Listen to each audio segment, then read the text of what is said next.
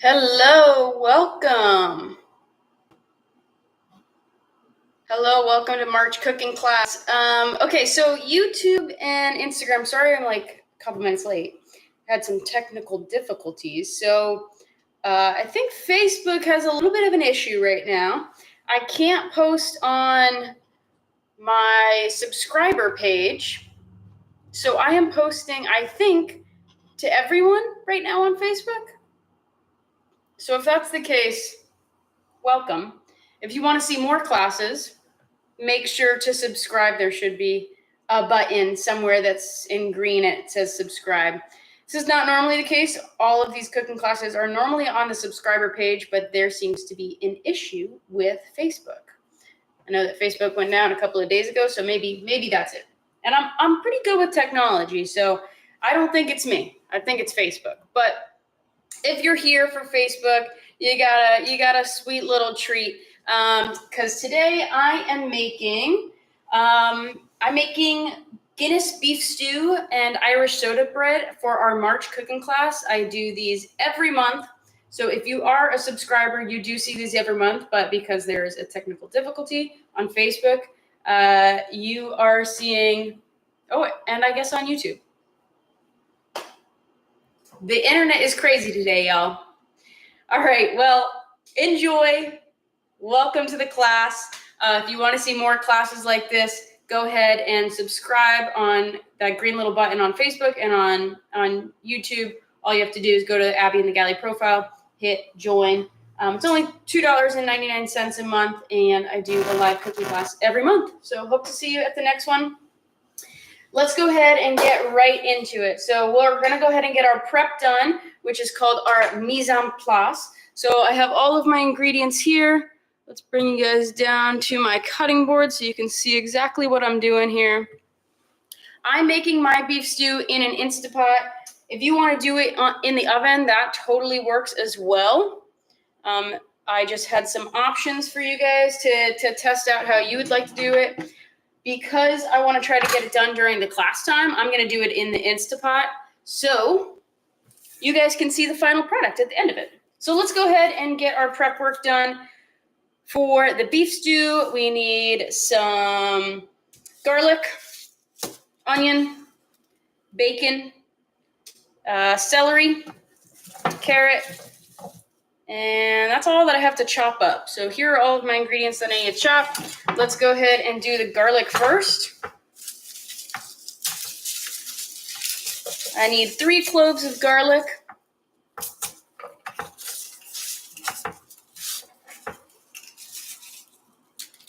And I'm going to do 4 for good measure. Garlic's never hurt anyone, especially an Italian like myself. So to take off the outer peel of this garlic, you're just going to take your knife, and we are going to use the side of the knife and take your fist and smash it down. That was a stubborn garlic. Tough piece of garlic right there. And the peel should come right off. You don't have to smash it into oblivion, just a light little smash so the peel will come off. We're going to do that with the rest of the garlic.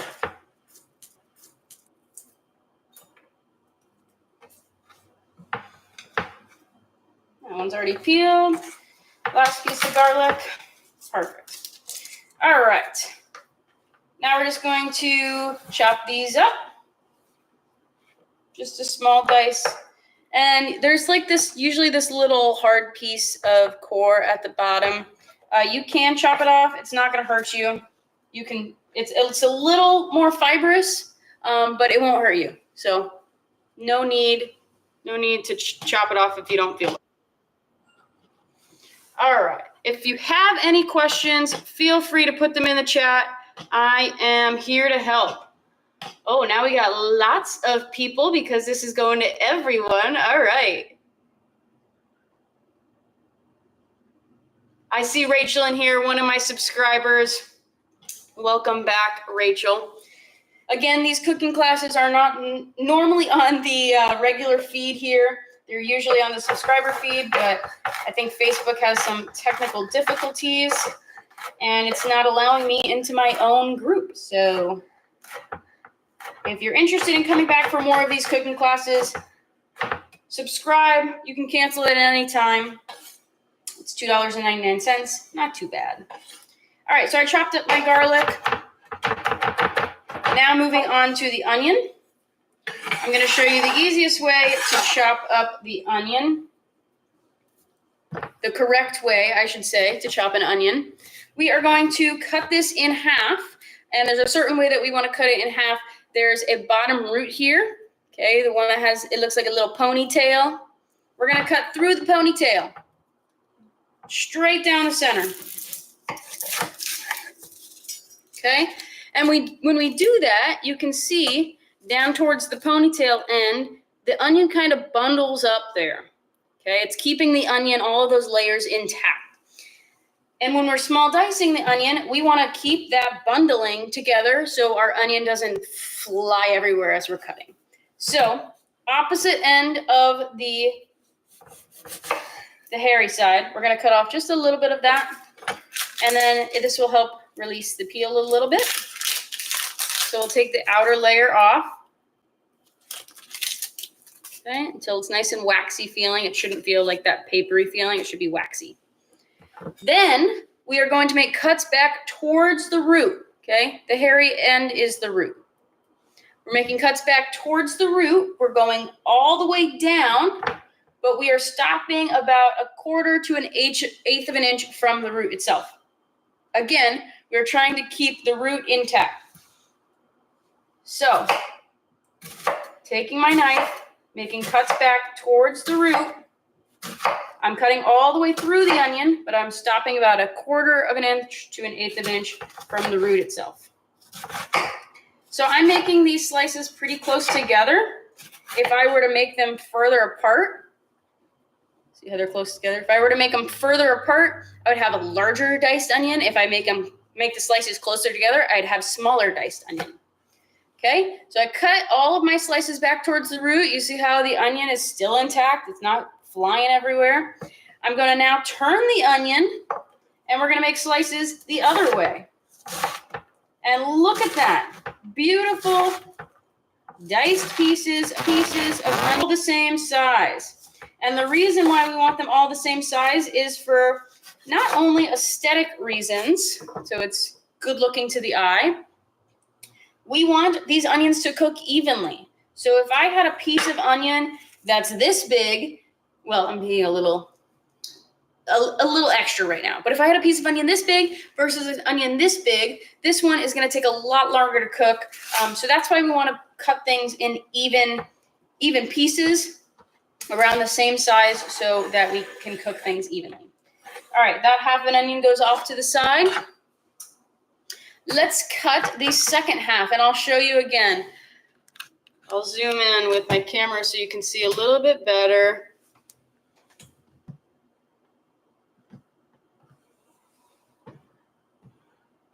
All right, we're gonna get a close-up now. Okay, again, we wanna keep that hairy side intact. So we're gonna cut off the opposite end. Take off that outer peel. Make slices back towards the root, cutting all the way down, but keeping about 1/8 of an inch to 1/4 of an inch from the root. Okay, turn the onion, slice the other way.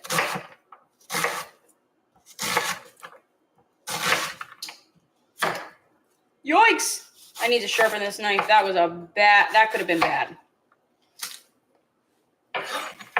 Not a good one there. All right, so we got our onion done. Boom. Moving on. Moving on to the carrot. And I don't know about you, but onions always get me every time. We're going to move on to the celery now. Celery tends to get a lot of dirt up in the stalk, so we are going to rinse this very well. The menu tonight is Guinness beef stew. It's Irish night. So I theme all of my cooking classes every month. This is March, so that means it is St. Patty's Day themed. So we're doing Irish beef stew and Irish soda bread. And yeah, I do this every month. So if you're interested, please subscribe or join if you're on YouTube. On YouTube, just go to my page, hit join. If you're on Facebook, hit subscribe. It's a little green button. And we'd love to have you here. I do these every month. All right, so for the celery, I'm just going to slice it down the center. This one's kind of thin, so I'm not going to do that one down the center. Again, I'm just trying to make even pieces. So I slice it down the center, and then I'm going to curl my fingers in along with my thumb, keeping all my fingers protected as I'm cutting. I'm using my middle finger as a guide. Okay, so as I'm cutting, my knife will be against my middle finger, and I'll be using it to guide my knife down the celery. Notice how my fingers are nice and curved. There's no way that I can cut myself. If my fingers are out like this, you got a good chance of cutting yourself here. Alrighty, celery is done. Carrot is our next object to cut. Does anyone know what this is called? What I'm making here? The onions, celery, and carrots. The ratio is 50% onions, 25% carrot, and 25% celery. Anyone know what that's called? Wow, thanks, Aaron. The bear claw method is the way to go.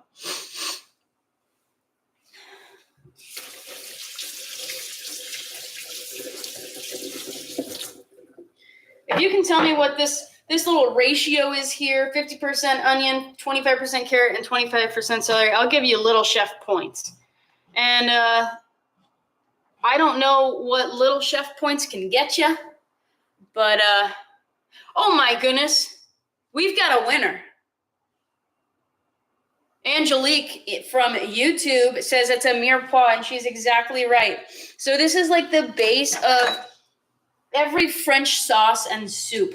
So a mirepoix, 50% onion, 25% carrot, and 25% celery. So if we have, if we're making a mirepoix with 1 cup of onion, that means we'll need a half cup of celery and a half cup of carrot to make a mirepoix. It sounds all fancy. And you might be familiar if you are from the Louisiana area. They've got the Holy Trinity, which is onion, bell pepper.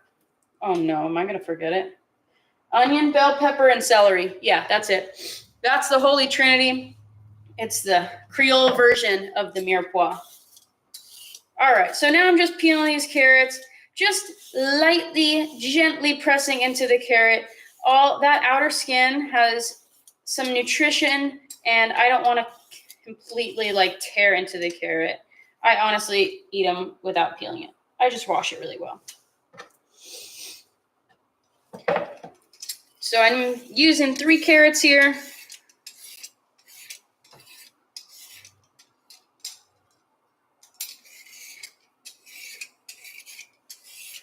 All right, there we go. Perfect. All right, got my peeled carrots.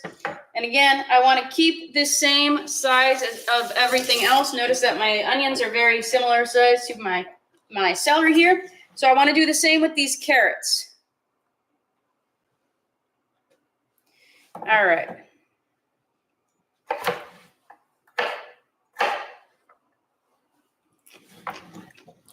So we know that carrots kind of taper towards the end.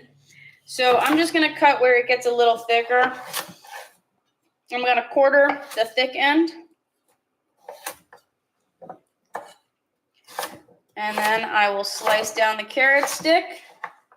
Boom, about the same size of everything else. And then I will just have, instead of quarter, the slightly thinner part of the carrot. Don't roll away, carrot. Come back. All right, this one doesn't taper at all. It's about the same diameter, so I'll just cut it down the center. And anytime that you can cut on a flat surface, the better. What I mean by that is that, I'll show you on this carrot here. Notice how, there's no flat surface. I need to create a flat surface, but you want to be very careful. So if I cut the carrot, I don't want to cut it when it's rolling around. So I want to find my flat surface. So I got my flat surface, really nice and stable.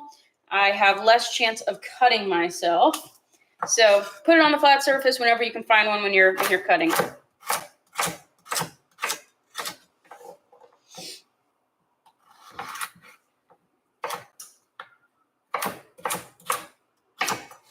All right, perfect. Okay, let's see. Awesome. All right. So now I need to cut up my beef, and I need to cut up my bacon. So let me get this out of the way, and we'll move to the meat.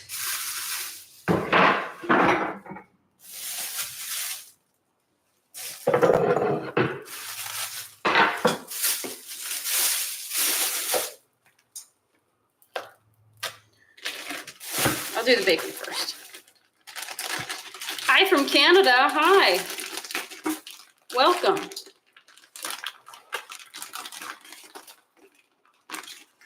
All right.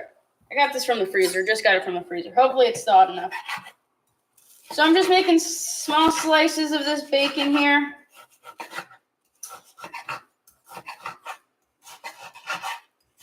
And I'm going to render this bacon in the pot. And it's going to add such a nice fattiness and flavor, smokiness to the dish. Find a bowl to put this in.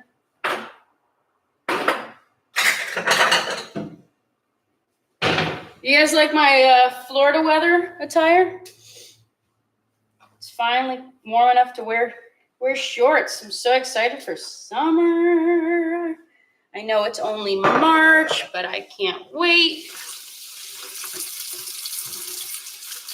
All right, washing my hands and then moving on to cubing up the beef. So let me tell you a cool little fact.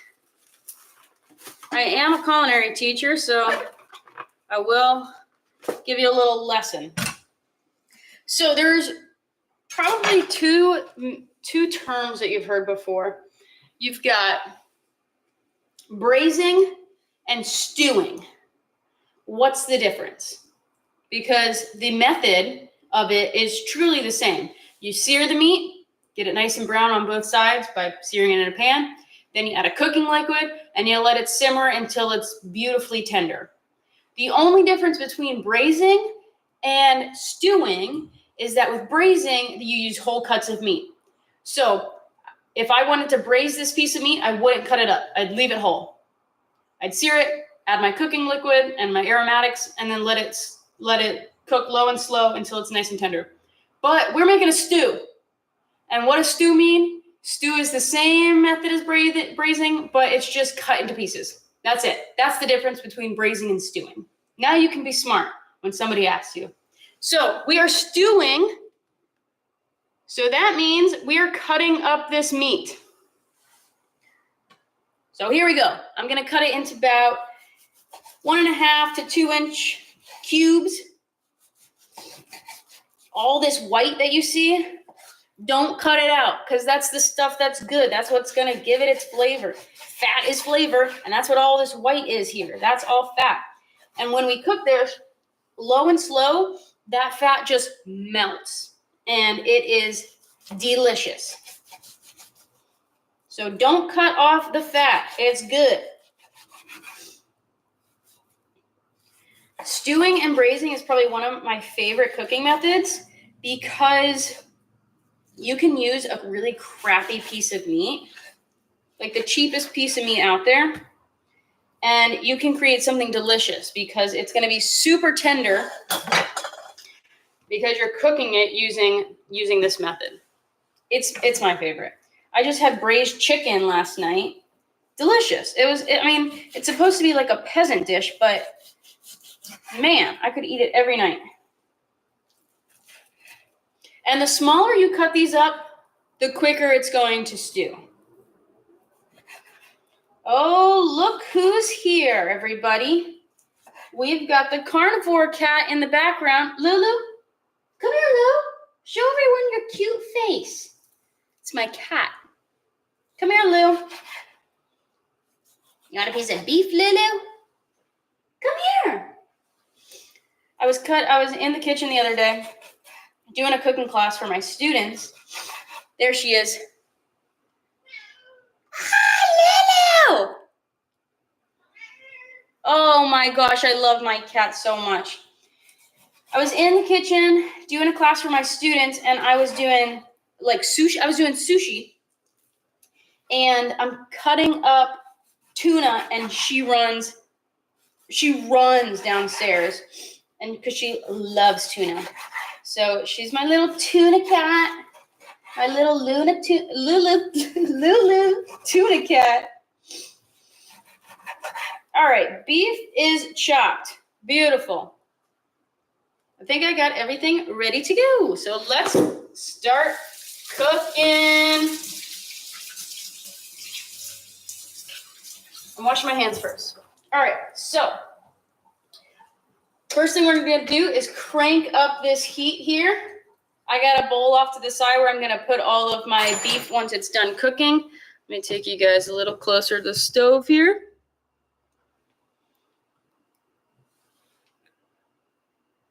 Perfect.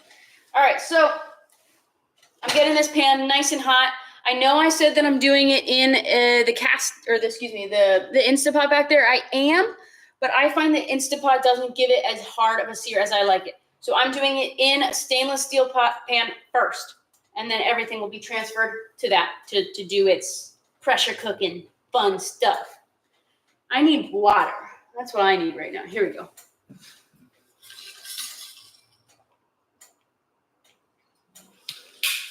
All right. So as this is heating up, we're going to go ahead and season this meat. We need lots of salt. So I got salt right here. Big, hefty pinch of salt. Probably a few hefty pinches of salt. You want this very nice and seasoned. Salt and pepper.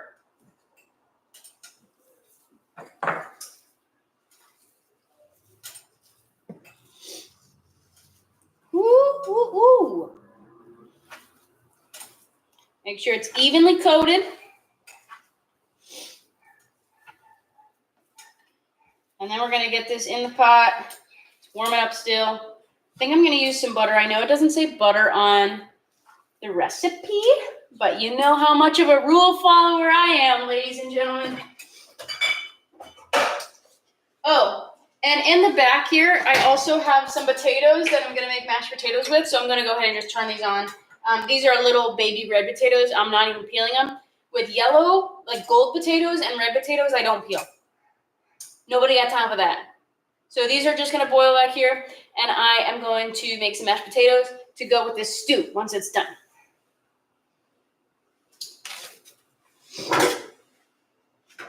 All right. Butter in the pot. Olive oil in the pot. We're about to get cooking. All right, so we're going to lay these little pieces of chunks of beef in a single layer. Do not overcrowd that pan or it will not brown. That is my message to you. If you're trying to get a nice hard sear on something, do not overcrowd the pan, because you'll end up boiling it rather than searing it. There's going to be too much moisture, and searing is considered a dry cooking method, so we don't want moisture. We're trying to lock in that flavor there. I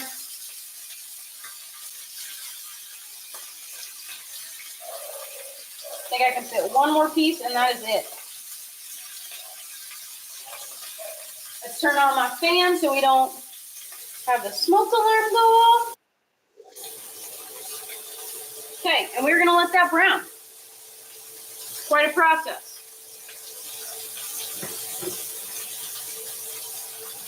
I do not stab my potatoes before boiling. I don't.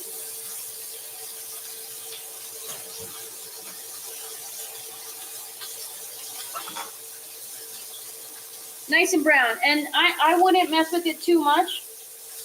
I think that leaving it there kind of allows that browning effect to happen. So don't mess with it too much. Let it be. Let it be. Let it be. Let it be. Let it be. There will be some stew in the future. Yeah, that's me, everybody. Oh my word, look at this gorgeous color we already got. That's what we want there. Brown food is flavorful food. So I'm turning them, individually turning all of them.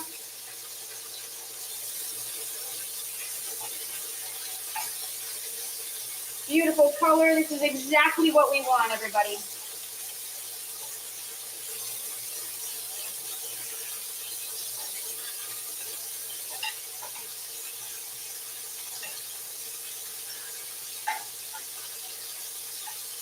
So on the bottom of the pan right now, I've got some like brown bits, and everyone's like, oh no, that's burnt on stuff. You got to take it off. Do not touch the brown bits at the bottom of the pan. That is where the flavor's at, everybody. It's called fond, and it's a French word, pretty much meaning foundation. So with this fond, those brown little crispy bits at the bottom, keep it. When we add our cooking liquid, it's going to get re-dissolved into that liquid, and it's going to be so flavorful. So keep the fond. Do not remove the fond. So after we're done with cooking, we're going to cook all of our vegetables in there, and it's going to be a freaking party, a freaking flavor party, everybody.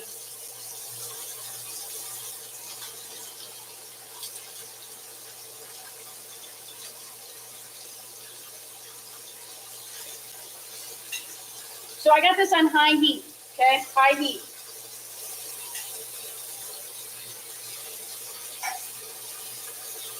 And let me show you how great this browning is happening. How great that is. Focus, focus, focus. Yo! That is some beautiful food right there. I don't think I can ever get this in Instapot. I find that it never gets that good of a crust on it. So I'm happy with this, very happy with this.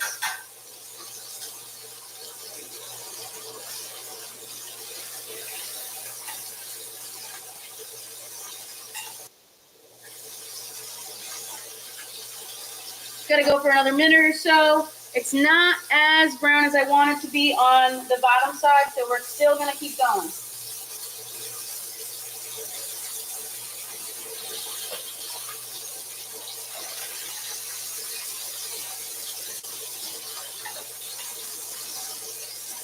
Got one more batch to do, and I'll set it off to the side here.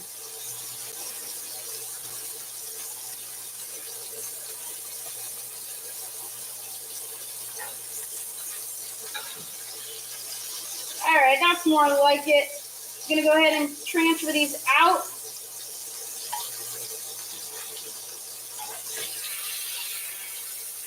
I'm gonna add some more oil and butter. And we'll start our second batch here. I think I need a bigger bowl, everybody. All right, more butter.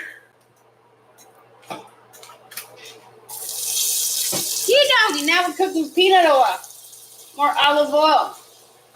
We're gonna get these little guys in single layer.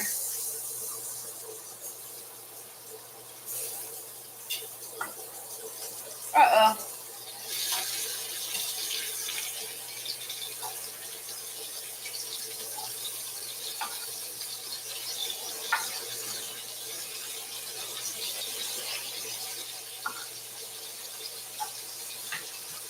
All right, again, those are gonna brown. Get nice and brown and beautiful.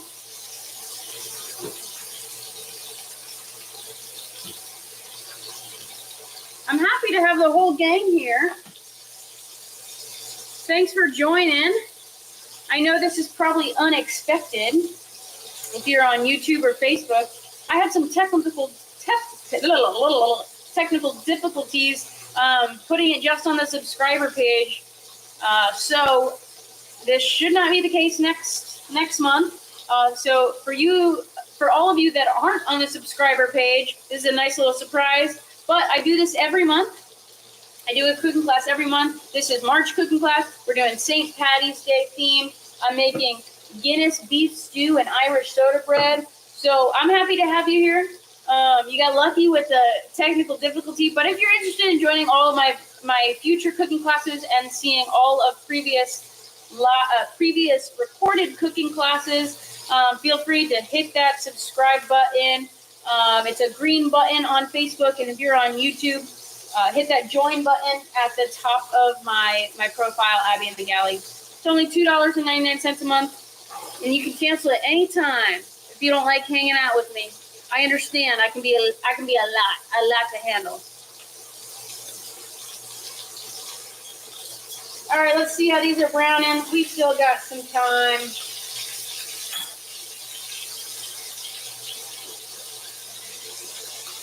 Hello, hello.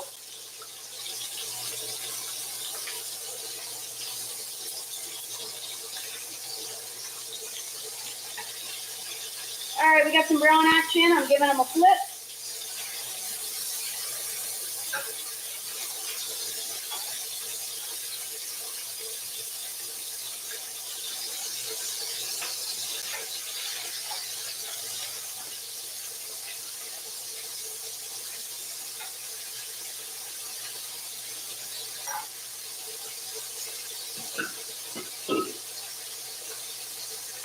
I can go ahead and put my meat in my Instapot here. All the juices as well. All the juices.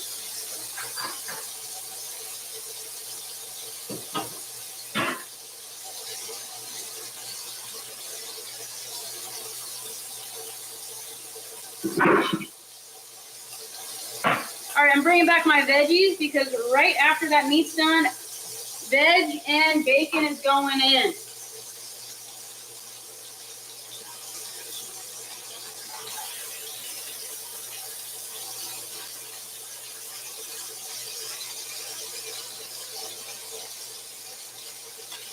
All right, taking this out. Remember, don't clean your pan. You want to use that fond. That fond is flavor. It's that foundation of our stew here. Beautiful. I'm going to transfer this.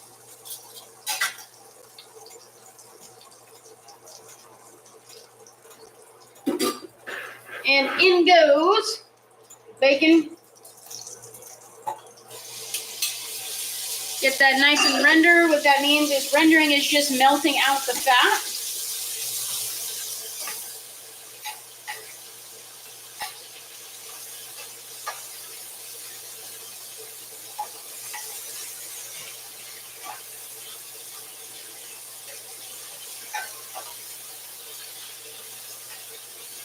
Melt out that beautiful fat of the bacon, and then we'll add our veggies. Hello from Clearmont. Hello. Why don't you use the Instapot for frying? I find that the Instapot doesn't give you a hard sear, and that really is crucial to developing the flavor. So I do it in a pan and then transfer into the Instapot.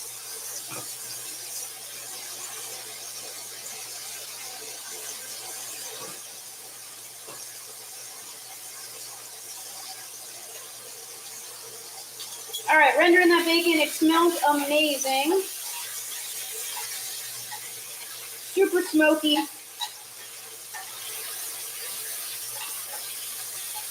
And we're trying to render out the fat because we're going to have to make a roux. And a roux is another scary French word. A roux is equal parts fat and flour. And a roux job, its one purpose is to thicken soups and stews.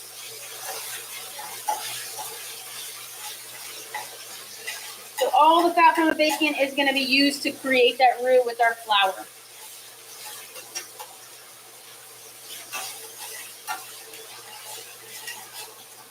And as I'm working this bacon, I am using my tongs to help scrape off the fond. Okay, so the fond is those brown bits that we got from searing off the steak.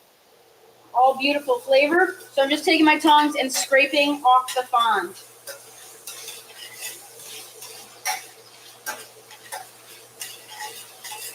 All right, veggies are going in.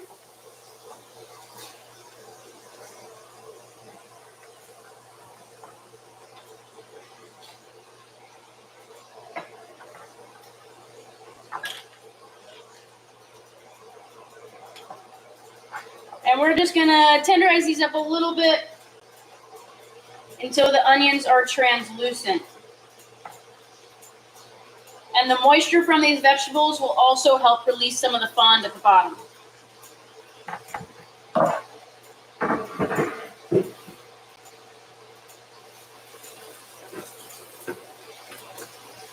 Thank you, William. Appreciate it. Very sweet of you guys. All right, again, trying to scrape off that fond. The moisture from these veggies will help us do that. That bacon is still rendering, and we're just tendering up these veggies.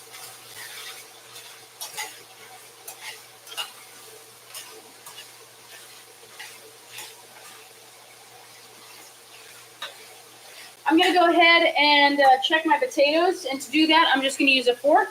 If the fork goes into the potato easily, they're done.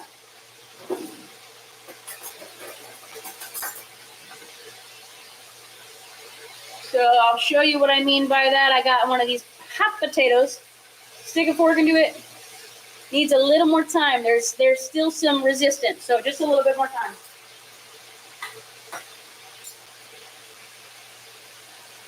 Gonna go ahead and clean up my little area because we need to move on to the next thing here soon. We're gonna be moving on to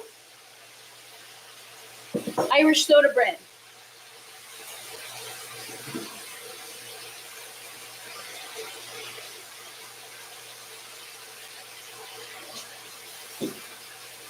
I got my little pile of rubbish over here. Call it my little raccoon pile.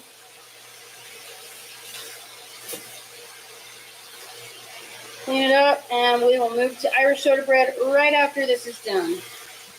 Probably another 5 minutes before we can get it into the Instapot and cooking away.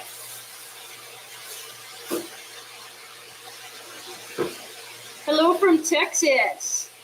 Aw, thank you, Angela. Thanks, Jennifer.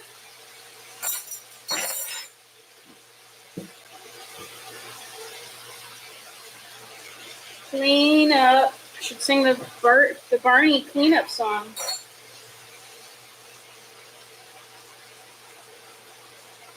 I hate a messy kitchen. Feels like I can't work in these conditions. All right, done with that.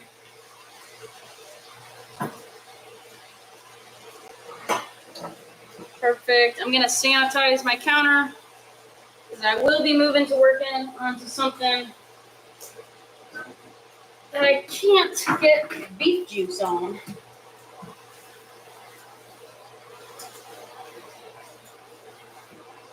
All right, perfect.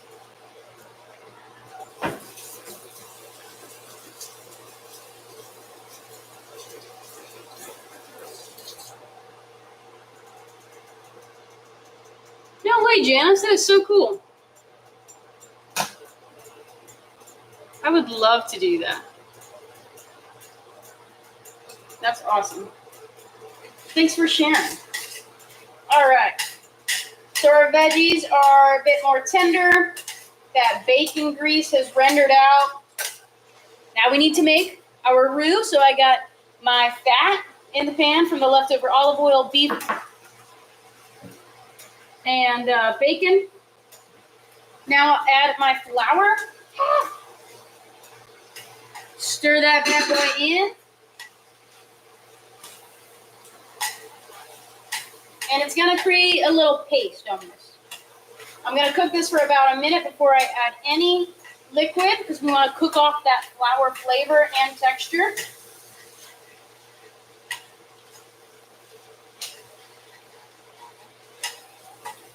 Crack open my Guinness. You. All right. Cheers. So, cleaning up the table. And I just have to do it again. Oh, before I add my Guinness, almost forgot. Tomato paste goes in.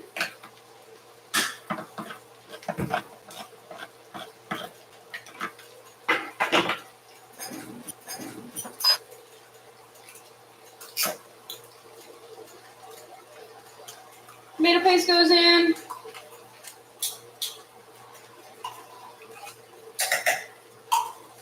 Stir that in. And my Guinness.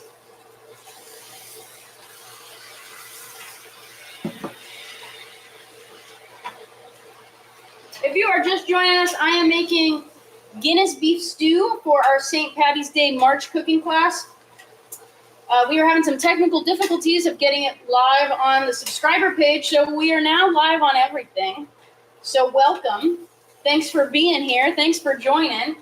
If you are interested in joining more cooking classes, I do this every month. Hit that subscribe button below or join button on YouTube. It's less than a coffee, less than the price of a coffee to join. Do you know that there's a little nitrogen ball in these things to keep the foam? All right, that's in. Broth goes in.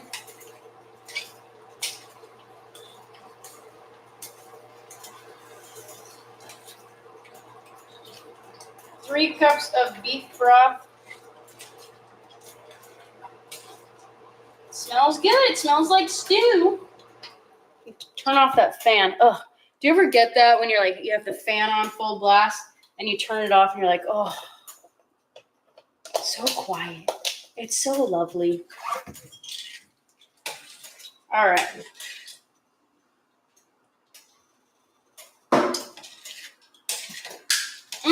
It's been a while since I had a Guinness. Good stuff. All right. I'm doing this in an Instapot. I'm going to go ahead and transfer everything. Here goes the transfer. I'm just a wee bit nervous for the transfer. It's a little full and a little hot. Trying to scrape off the rest on the bottom.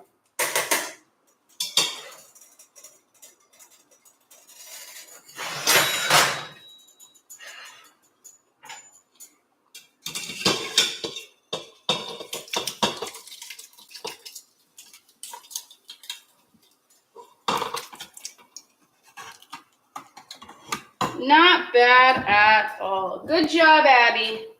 You done did it. I wasn't concerned about burning myself. I was more concerned about just ruining my whites.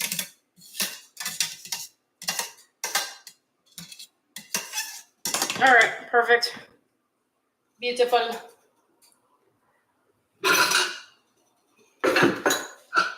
Get this soaking in the sink.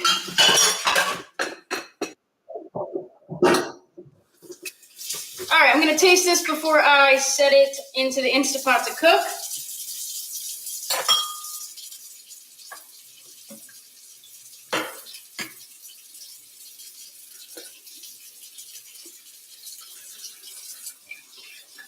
Good flavor. Great flavor, actually. Salt level's good.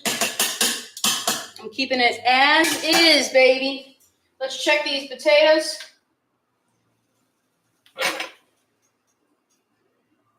That's what we're talking about. These guys are good. I'm going to go ahead and drain them.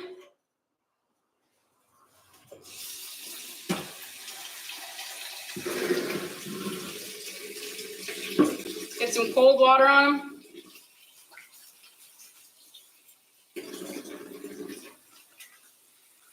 Gonna go ahead and put some ice on them too, so they cool down.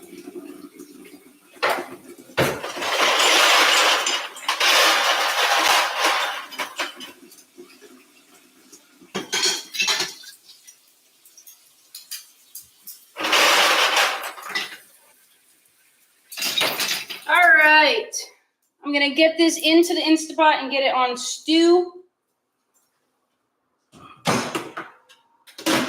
And I'm going to pressure cook this, so I'm going to have the vent closed.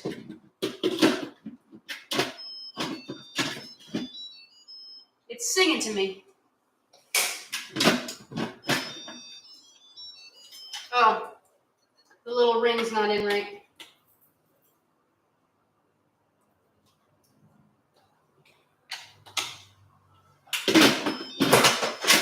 There we go. Okay, vent is sealed. And I'm doing stew. 40 minutes. All right. Delay start. No, cancel. Start. Oh, where the heck is start? I guess it just goes. All right.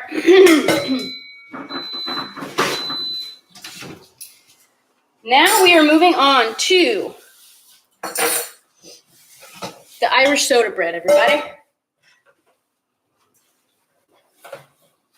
One of my favorite quick breads to make. Quick bread is just a bread risen with a baking powder or baking soda, not yeast. This is quite amazing. And recipes that call for raisins and caraway seeds, they're the best. I'm going to put this in a little cup and enjoy.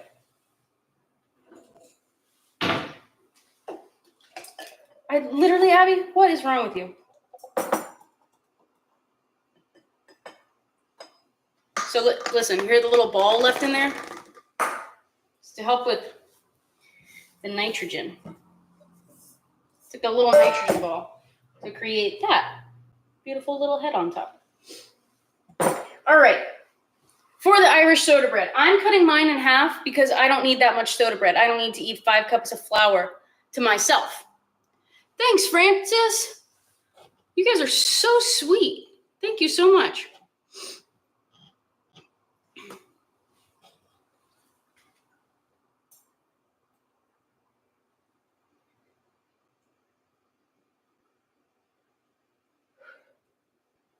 Who's the greatest ever? I feel like you know me.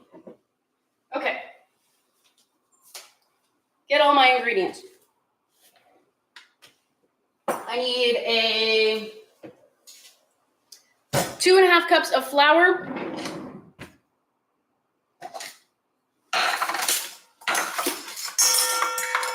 I'm going to actually measure for you guys, because you know how much I love measuring. It's my favorite.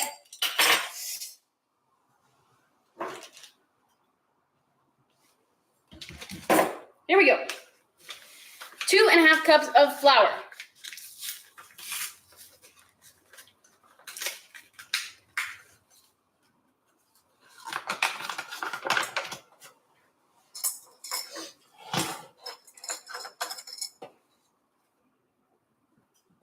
I feel like quick breads, you can never mess them up. 1.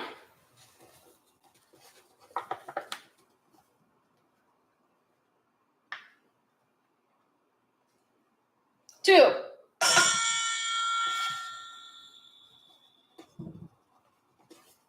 'That looks good enough, everybody. I'm telling you, you can't mess up. You can't mess up a quick bread. Well, you can, but not too bad. All right, 1/2 cup of sugar.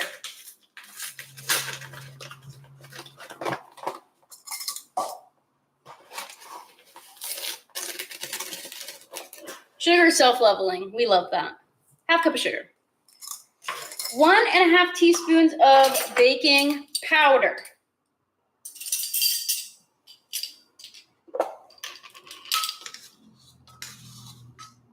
And you know this little lip on the baking powder thing? It's to level it off. So we love that.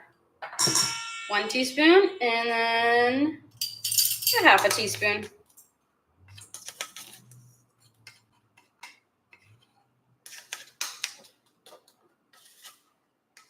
I can already hear my stew bubbling away over there.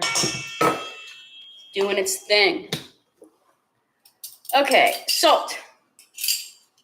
3/4 teaspoon. Always add salt to your desserts because we're not trying to make it salty. Salt is just a flavor enhancer. So it's bringing out the flavors of everything else. 1/2 teaspoon of baking soda. Do you guys want to know a little fact? I got plenty of facts for you. Baking soda and baking powder are almost the same thing. There is just one difference. One difference between these two things, but essentially they're the same. At the core of it, they're the same. So baking soda is literally just sodium bicarbonate, okay? One ingredient, baking soda. Baking powder is baking soda plus cream of tartar, which is an acidic ingredient. It's a dried acid, pretty much. And guess what? Let me try to rewind, back this up. Baking soda needs a liquid and an acid to activate. So let's say I use lemon juice, okay? Lemon juice is already acidic and a liquid. So if I add lemon juice into this, it's going to form carbon dioxide, bubbles, what helps our bread rise, okay? So baking soda needs a liquid and an acid. Baking powder, the dried acid is already in there. So the only thing we need is a liquid. That's the only thing we need to get this started. Another cool thing about baking powder, it's double acting. What does that mean? It acts twice, double twice. The first time is when you add your liquid. The second time is when it's introduced to heat, AKA when you bake it in the oven.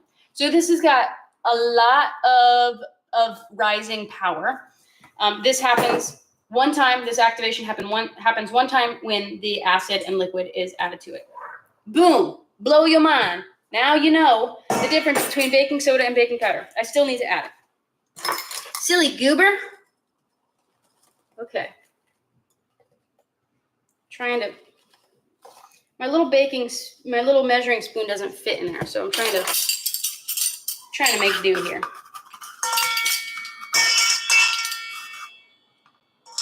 1/2 teaspoon of baking soda. 1/4 cup of butter, room temperature.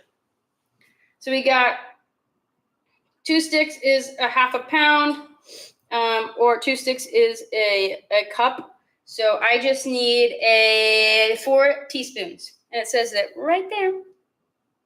Very easy. So I'm just going to cut this in half because there are 8 tablespoons in a stick of butter.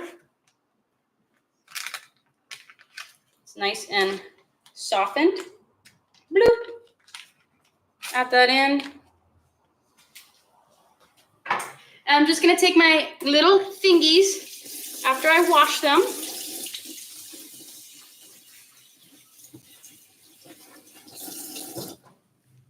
And I'm going to get in here. 1 second.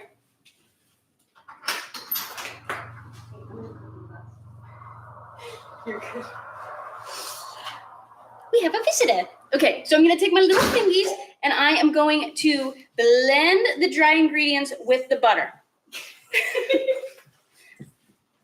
Blend, blend, blend until it's little small size, little pieces within the dry ingredients. Okay, so I'm just getting in there. I'm having fun with it. It feels like I'm at the beach right now. It feels like I'm playing in the sand and I could make a sand castle. But remember, this is a St. Patty's Day cooking class, so I'm feeling like I'm a little leprechaun on the beach right now, playing with sand and to make this little sand castle. Little pot of gold to find at the end of the rainbow. Oh yeah, okay, that was fun. I have too much fun with cooking. I just get into it. Okay, that's it. That's it. All right, now I'm gonna wash my little hands. Why do we add both baking soda and baking powder? You're exactly right. It gives you the more lift, the better. So if we want something really fluffy and we want all that lift, we want all the power. This gets a lot of power initially, and this is more like slower reaction. So it's like the best of both worlds when they're together. Just get like so much air, so much carbon dioxide, and all of those little carbon dioxide bubbles get trapped within the flour. That creates the structure. All right, let's see what's next. I got the butter in there. Raisins go in. I'm not even going to measure the raisins because who doesn't love raisins? I actually don't like raisins at all. But they are good in soda bread. And I've been trying to use these raisins for years. Maybe not years, maybe a year. But I can never find a spot for them. But they are meant to be in this recipe tonight, ladies and gentlemen. All right, caraway seeds. Where'd they go? Hello? Oh, here they are. Got my caraway seeds. I need a tablespoon and a half of caraway seeds. These guys are a little strong, so don't get too crazy. Don't get too crazy.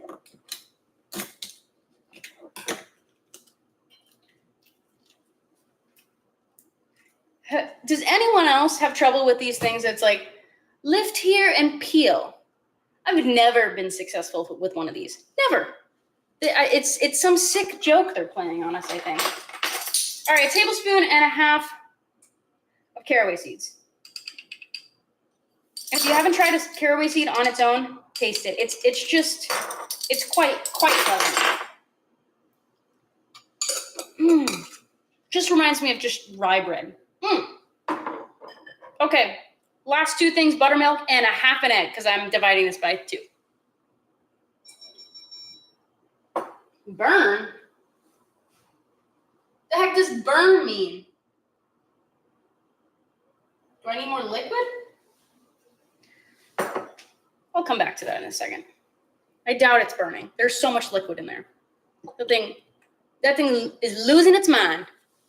All right, I need 1 1/4 cup of buttermilk.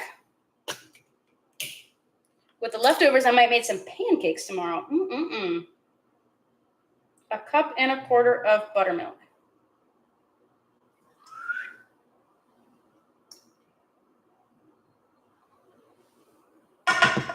And a half an egg. Good enough. All right. Rubber spoon is the way to go. Rubber spoon, what am I saying? Wooden spoon is the way to go. Get in there, mix it. And it's a very sticky batter. Okay, just realize that. She doesn't say burn anymore. You really think you're smart, little Instapot? She thinks she's smart.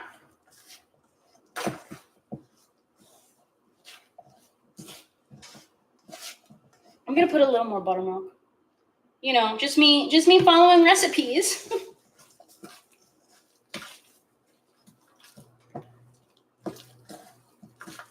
Oh, this is looking good. Okay. This is perfect. This is the texture we want.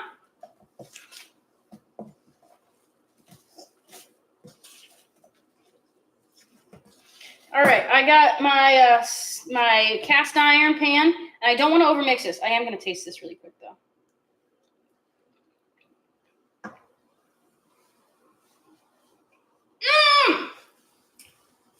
That right there, ladies and gentlemen, was a Little Chef happy dance, because that is just delicious. I don't even want to bake this. All right, so I have my cast iron here. I think I'm going to put parchment down at the bottom.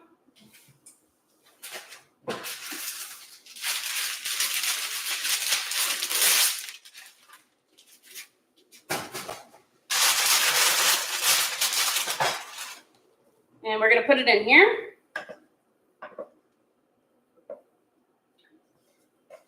I love cast iron. It maintains so much heat, and even heat. That's the best part. Like all my steaks, I sear in cast iron.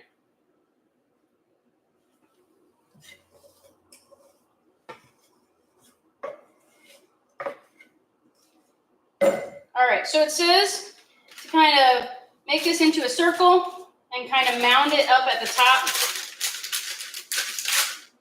I'm doing the best I can. I'm just a little leprechaun here.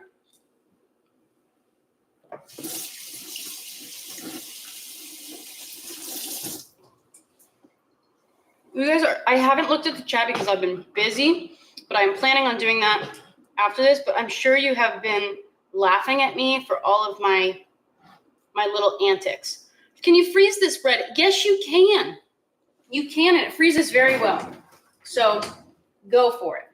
But I mean, it's making a pretty big loaf, and I have the recipe. But it is delicious and super simple to make. I threw everything into one bowl. I didn't have to do like measure your dry ingredients and then measure your wet ingredients. Ain't nobody got time for that. Okay, beautiful. I would love for you guys to see these dishes in my sink right now. It is just insane. So then it says to cut an X through the top. Don't know what that's going to do. I've never done that before. But you know what? We got to listen. We got to listen to the recipe for once. All right, this is going to go into my oven. Good luck. Good luck in there, little soda bread. All right. So I guess the last thing we need to do is just wait. I will go through all of the comments here and answer any questions that you might have. Let me clean up just a little bit, and then I will get to that.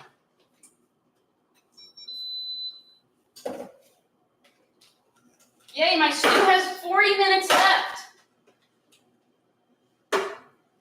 Woohoo! So on the subscription page, I post a picture of my finished product, and then all my little chefs post their pictures of their final product.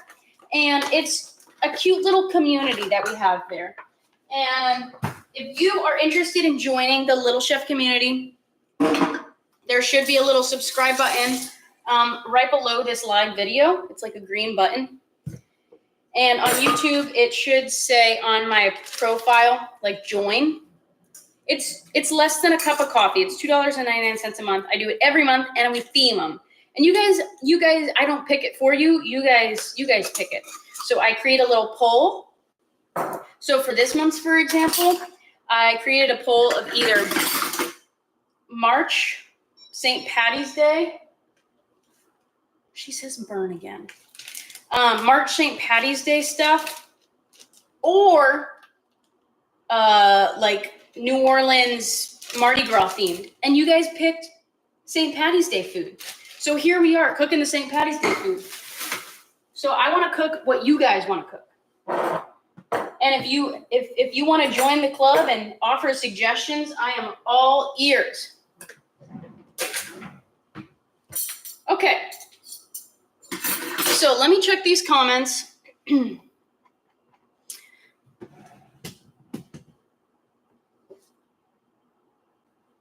Let's see. Okay, I like to cook. Hello. Now the national park people. That's cool. Hello from New Zealand. Everyone is confused at why I'm live.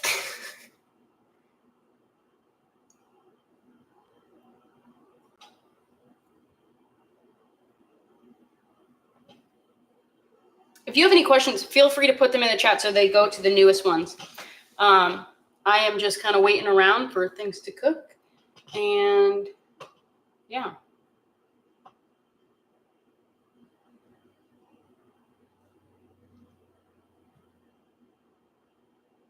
I am a professional dishwasher. I believe that is what you called someone that's done it all their life. Who is the greatest ever? I have a feeling it's my uncle.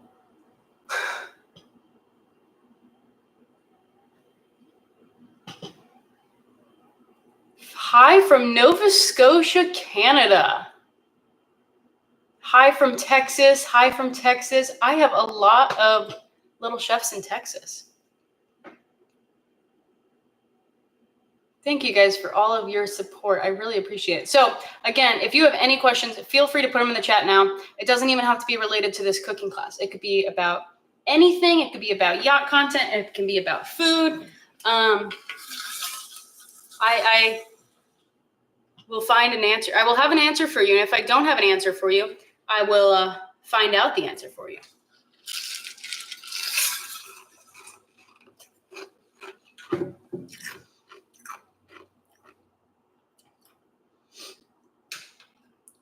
Hi from Kimmy from Norfolk, Virginia. Oh, I've got family up there.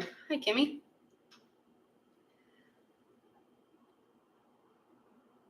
Hello from Texas. Hello from South Carolina, more Canada. Welcome, guys. Thanks. What got you into the cooking career? That's from Corey on Facebook. I started cooking from a very young age, but I always thought of it as just like a hobby, because my Gigi and Nana, they had their other career. My Nana was a professional singer in New York, but she was an amazing cook, and my Gigi was too. But I just thought it was a hobby. And then I got to college. I was studying pre-med, and then I'm like, you know what? This cooking thing could be like a career. So I switched. I transferred schools and started my degree in food service management. And I started working in the Disney kitchens, and I fell in love with it. And I still am in love with it to this day. You see how much a goofball I am, and that's because I'm working with food. I'm not a goofball. Well, I am a goofball. But when I'm around food cooking, I'm in my element. I truly am. You found the mango gummies, Christina? They are good, right?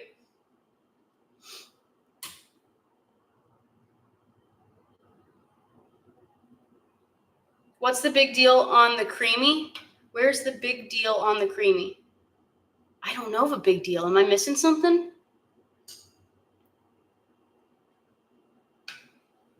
Thank you, Dory. Thank you. Hi from Atlanta, Georgia. Kentucky, represent. Oh, that's so right, Shannon. Okay, Shannon is so right. You put the cross on the top of the bread to bless the bread. That makes so much sense, and it's such an Irish thing to do. Thank you for sharing that, Sharon, because you're 100% right. Right. That is some holy blessed bread in there. Because I was like, the whole like escaping of air when I do like a sourdough, because it's such a structured loaf, it makes sense for air to escape then, but not on this. So you're exactly right. We bless the bread.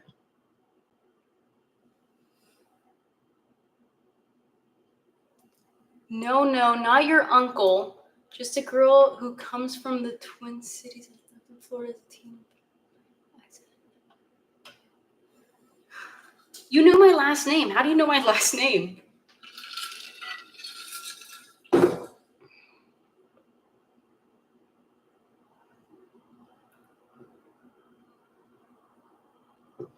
Oh, Melanie.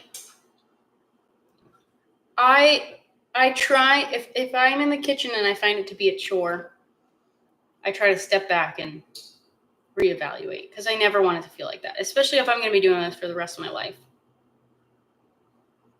Hi, Abby. Are you wearing chef pants? These are Florida chef pants. Yo! Yeah, these are chef's shorts. You know? Chef shorts. It's too hot. I'm burning up in here. Well, I am so happy that it's hot. I'm not complaining at all. I love the heat. I would much rather be in 95-degree weather than 60-degree weather. And I know you'd probably think I'm crazy for that, but chef shorts, woo! Shorts and flip-flops. I'm not even in flip-flops. I got the bare feet.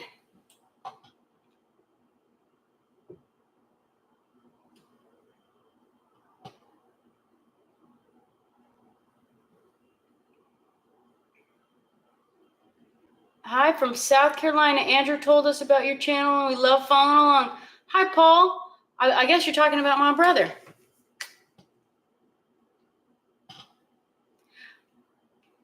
Hi from Melbourne, Florida. We probably know each other, Megan.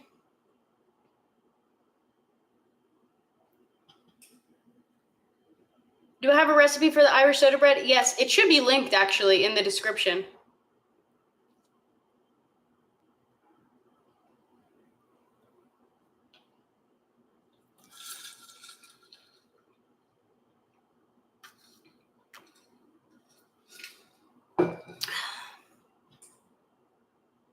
Oh, thank you, Megan. All right, I've got 31 minutes left on the stew. She hasn't told me that it's burning anymore. I don't know what her issue is, but if it comes out burnt, I'm gonna be so upset. All right, so here's what I'll do. Since we got another probably 40 minutes on the bread and 30 minutes on the stew, here's what I'm gonna do. I'm gonna take a photo since technical difficulties had me post to everyone and not my subscriber page. I'll post a picture to everyone, and you can see the final product here. But I'm excited. I'm very excited. Stews are one of my favorite things. So I'll take a picture of my final dish. You guys have the recipe. If you want to cook it, I would love to see it. So send me a message of the final product. And again, if you are interested in joining more cooking classes, they happen every month. We theme them, and you get to pick the recipes. So next one will be in April, and I'd love to have you there. It's only $2.99. Hit that subscribe button below. And if you're on YouTube, hit that join button at the top of the channel. Thanks for being here, guys. If you are a subscriber, I appreciate you so much. I am sorry that this had to happen this way, but I'm going to have to report this to the platform to make sure it gets figured out. All right, everyone. I hope you have a wonderful rest of your night, and thanks for being here. I hope you enjoyed. I hope you had as much fun as I did. All right. Bye, little chefs.